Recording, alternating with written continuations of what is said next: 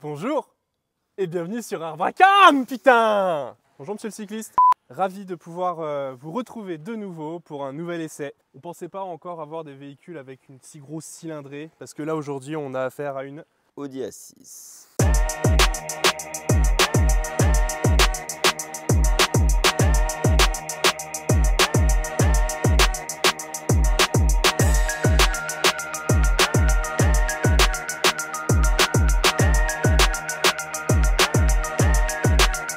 Audi A6 S-Line, 3 litres, V6 compressé.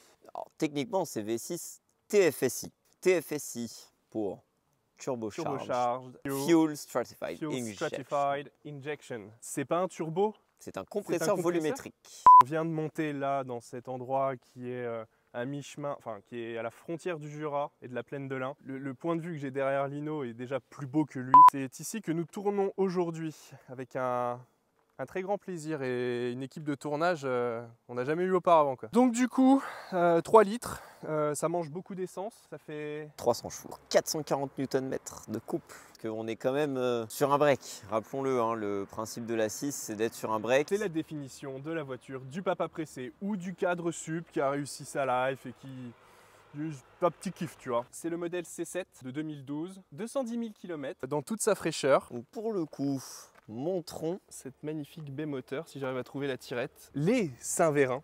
déjà, ça fait plaisir. Donc incroyable quoi. Là on peut faire cuire un steak. Achtung, Orspannung. Attention électricité. Ah non, stop and go. High voltage.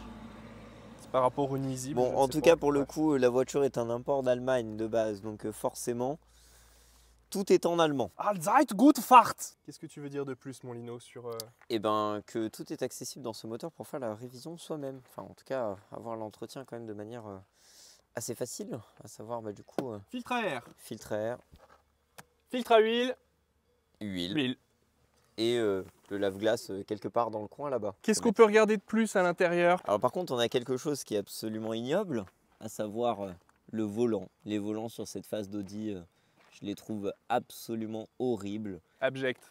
Notamment l'airbag, en fait, le centre de volant qui est beaucoup trop gros. On est gradé jusqu'à 300 quand même, qui paraît plutôt pas mal. Après, pour le coup, ça reste un intérieur, entre guillemets, relativement basique. Pour une raison très simple, c'est qu'on a le sein plastique un peu de partout. J'avoue ne pas être super fan de ce gris à titre perso. L'écran rétractable, ça par contre c'est génial pour le style de la voiture. Surtout le rendu des sièges Big Matière en cuir et Alcantara. Nous sommes bien entendu sur une boîte automatique et puis on est sur un break, donc forcément il y a une plage arrière spacieuse. Après forcément c'est allemand, tout est noir à l'intérieur. Il n'y a pas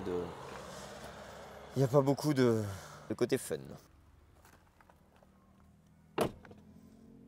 J'ai niqué le soft close. Sorry. Ah là le soft close en effet. Oui, mais je viens de le niquer. Ouais, ça va pas marcher. Ça va marcher. Il faut vraiment, je te montre Nicolas pour un soft close. Il faut rapprocher. Voilà. Une habitabilité clairement à toute épreuve. On va faire votre test préféré, à savoir combien de linos peuvent rentrer à l'intérieur de ce cher et tendre coffre. Ah, pour une fois que je vais être enfin à l'aise dans un coffre. Alors, voyons ça. Ah ouais, en vrai, t'es vachement confort là-dedans. Bon, c'est pas bien large, mais... Ah ouais, je suis jamais rentré aussi large. Clairement, dans cette disposition, on peut mettre de lino. Hein. Je peux te suggérer quelque chose pour voyager dans un très grand confort. On a le Transat autoroutier. Non. Tadam, t'as plus qu'à prendre un oreille. C'est ça qu'il nous aurait fallu pour la prochaine vidéo que vous allez voir dans 2 semaines. Et voilà, le test l'homme mort. Ouais, 2 linos et demi à l'arrière, c'est quand même assez confort. Il a beau faire que 45 kg, il est d'une lourdeur, cet homme. J'ai mal au chibre. Bon, évidemment, il y a une clim bizone à l'arrière, voilà, ça on sait, mais c'est du classique sur ce niveau de gamme. Ouais, après, moi, ce qui me ferait peur avec ce genre de véhicule dans la vie de tous les jours, ce serait de me garer en ville. Parce que surtout, ça fait quand même quasiment 5 mètres. Hein, et il n'y a pas de caméra de recul. Enfin, si, il y en a une qui fonctionne que la nuit. Il y a le Night Vision. Mais elle n'est pas activable en journée. Bienvenue dans la logique de Audi.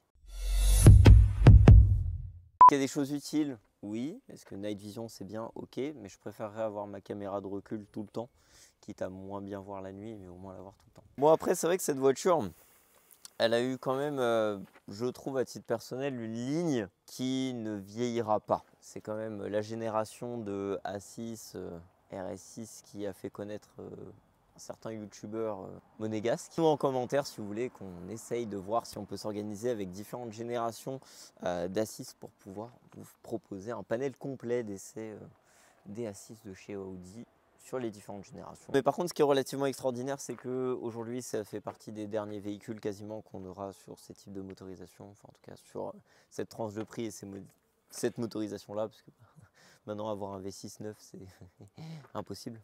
Nous allons verser une larme. T'as un mouchoir? J'ai ma larme à verser et puis j'ai... Mon cher Handbrake. Handbrake, comme toi tu es Autobahn. Moi, je suis Autobahn. Je trouve que cette voiture a beaucoup d'intérêt et la ligne n'a pas vieilli. Mais bon, moi je suis un peu un mec relou, j'ai juste envie de la démarrer.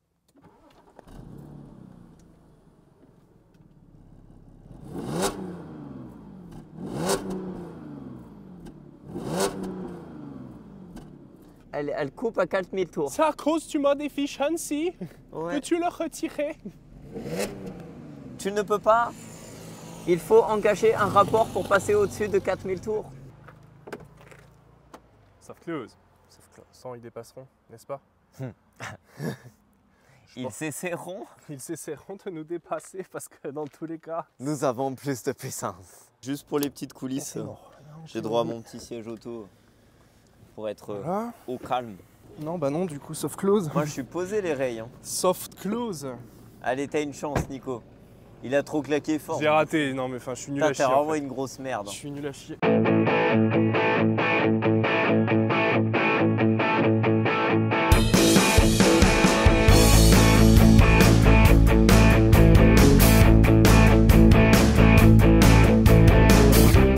Alors, premiers avis depuis l'intérieur. Ce sont mes premiers centaines de mètres avec. C'est très agréable, c'est très souple. La direction assez démultipliée quand même, on va dire. Je vous présente Julien, qui sera présent sur certains de nos tournages. Et Inch'Allah, ça deviendra un de nos employés un jour. On aimerait bien. Ce que j'aime bien, c'est que tu retrouves le frein moteur avec ce genre de cylindrée. Avant l'Alpha, tu sais, la Giulia, c'était une 2017, 2 litres d'essence. T'as pas de frein moteur avec ces moteurs nouvelle génération, j'ai envie de dire. J'avais commencé à rouler mes premiers tours de roue, c'était sur une 205 1,9 litre D. Et t'avais limite, tes freins ils étaient glacés tellement tu t'en servais jamais. Toutes les vieilles voitures que j'ai conduites ont des très gros freins moteurs, très peu de freins. Et là maintenant, je sais pas si tu te rends compte, mais tu as sûrement ça avec la DS3 et la classe A de Lino. Tu peux rétrograder autant que tu veux, ça mouline plus que ce que ça ralentit. On est bien d'accord. Alors que tu prends l'Audi avec ses 2 tonnes, on a descendu le Mont Ventoux. Tu sais très bien, une voiture aussi lourde, les freins, franchement, ça lui fait pas plaisir. Avec le frein moteur, on a pu faire une belle descente. Puis après, on a la famille sur Annecy et t'as les montagnes là, en fait, juste à côté. Ouais. Nous, on prend toujours par le col du Cerdon ou le Bertian, pour ceux qui connaissent. Et ouais, c'est un petit plaisir quand même. Les roues directrices, les roues suiveuses, je crois qu'elles pivotent de 3 ou 4 degrés. Tu sais, c'est un jeu sur des cylindres blocs, si j'ai bien compris comment ça fonctionne. Justement, j'allais en parler justement des roues suiveuses et c'est un plaisir parce qu'on sent que la voiture elle te suit au doigt et à l'œil en fait, elle va pas te faire défaut. Yes. Exactement, c'est exactement ce que j'allais te dire. Est-ce que tu veux monter à ma place et moi je te filme? Ouais, bah écoute, tiens. En remontant, avant moi, avec Jules on monte, on attend, on se met d'accord sur, on prendra un téléphone et on dit.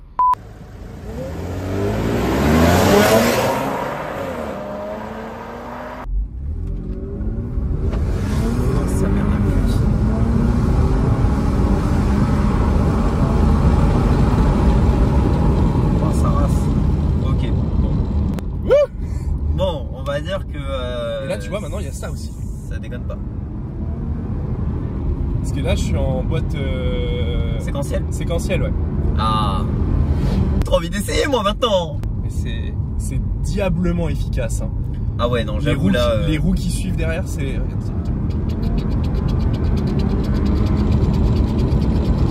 T'es serein. Par contre, c'est un putain de train. C'est un putain de train. Par contre, je trouve que les rapports prennent un peu de temps à passer, tu vois. Je m'attendais à ce que ça soit plus rapide. Voilà, c'est juste un petit commentaire comme ça. Après, typiquement, la voiture a 10 ans, quoi. Enfin, la voiture a 10 ans, elle a 210 000 km. Bon. Faut remettre un peu les choses dans leur contexte. Moi, je trouve pas que ce soit si horrible. Laisse-moi descendre un rapport.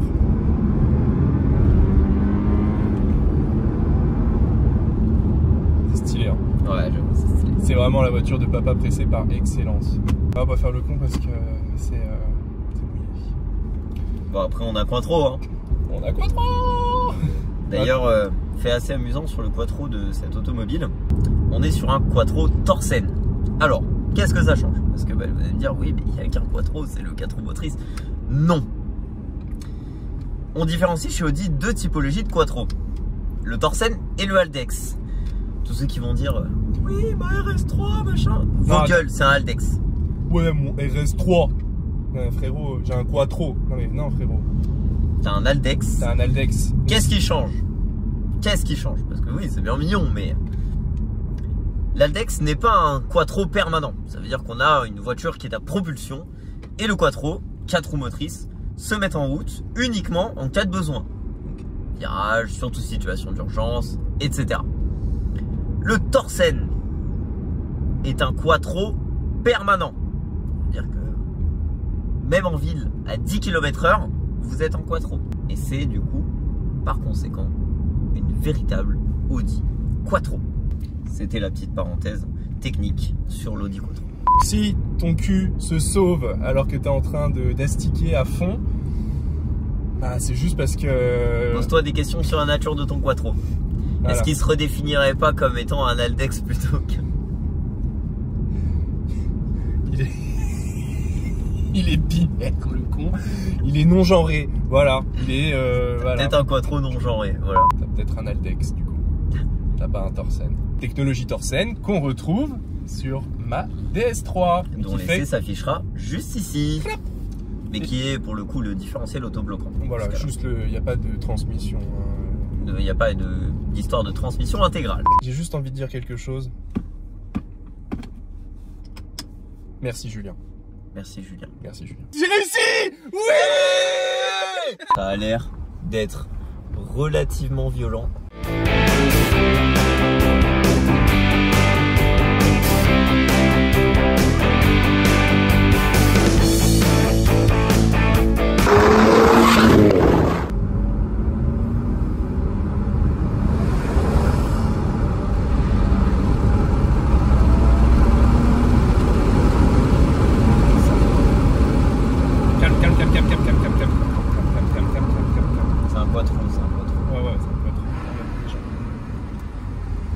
Je me chie dessus. Laisse passer l'autre kiki derrière avec sa 110 là, il va kiffer.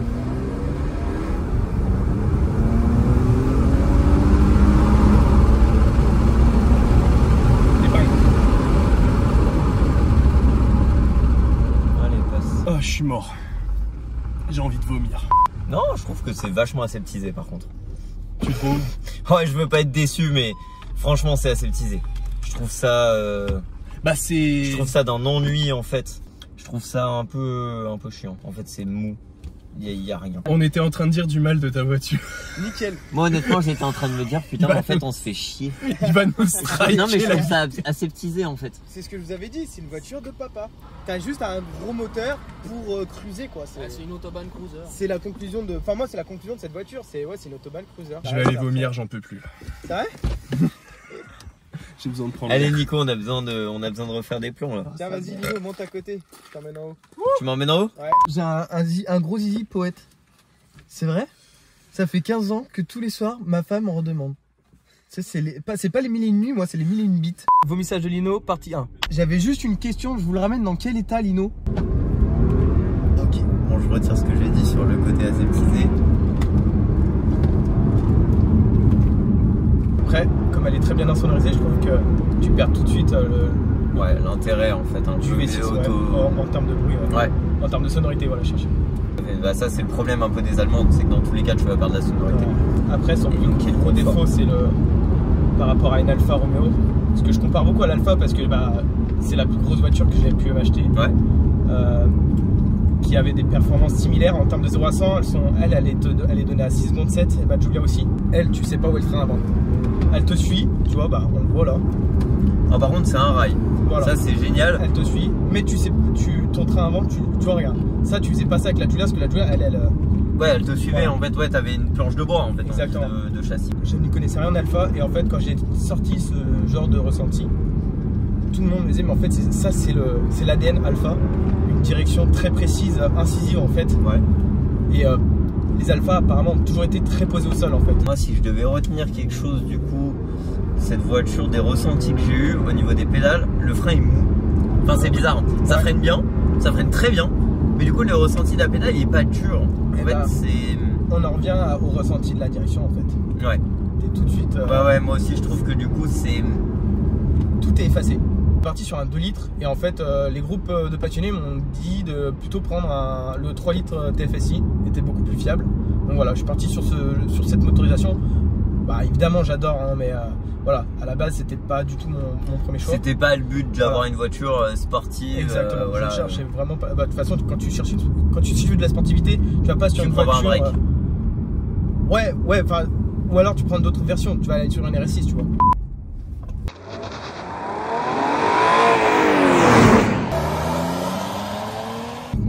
Faut que j'aille doucement avec les freins parce qu'on est. Moi j'ai plutôt l'habitude, je suis plutôt un gars qui conduit en montée, moi j'aime bien. Dites-moi ce que vous préférez. Si vous préférez faire les montées ou les descentes. Me foutre dans le décor. Donc, ça veut dire ce que ça veut dire.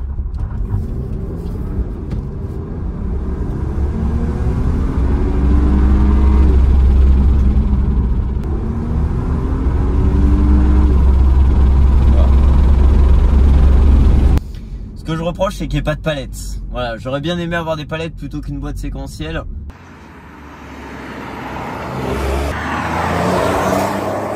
Ouais, d'un point de vue technique, c'est très bien. D'un point de vue sensation, moins.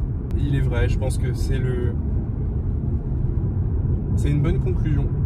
Écoutez mon pipi. Écoutez, mon pipi va pisser sur le micro. Le con. Alors, en conclusion de ce véhicule, quand même, parce que parlons-en. C'est vrai que c'est bien beau. Il y a un V6 3 litres TFSI. Bon, ça en impose, mais niveau sensation, Nico? Véhicule un peu aseptisé, je pense que c'est lié aussi aux roues arrière qui suivent, qui prennent quelques degrés en fonction des virages. C'est extrêmement rassurant, le quattro vous fera jamais défaut, je pense que c'est une conclusion assez honnête. Pour le coup, moi, mon retour, c'est sûr que le quattro fera jamais défaut. En revanche, j'aurais peut-être préféré quelque chose du coup d'un petit peu plus nerveux sur les sensations. En fait, je trouve que c'est trop confortable. C'est le principe même d'une A6. Le but est d'être un break familial, confortable, avec au volant quelqu'un qui pourrait se faire plaisir. Mais du coup, bah forcément, c'est pas une voiture que j'achèterais nécessairement. Quand même il y a de la place, j'achèterais pas ça. Je m'ennuie en fait. On peut rajouter aussi en dernier petit tacle à la gorge un habitacle un peu austère, mais qui bon dénote pas avec l'année où elle est sortie. Donc, Après, il n'est pas austère, il est allemand. On espère que cette vidéo vous aura plu. On a mis plus de moyens, encore plus. On espère dépasser les 27 vues. Ouais, il est devenu mime. Je vous attends toujours plus nombreux à nous suivre dans nos petites aventures vidéoludiques à travers ces jeunes vidéogrammes qu'on prend un plaisir fou à faire. Merci aussi aux personnes qui nous accompagnent et qui font qu'aujourd'hui, on est tous les deux pour vous dire au revoir sur cette vidéo. Merci à Julien et Julien Bis, qu'on retrouvera très prochainement.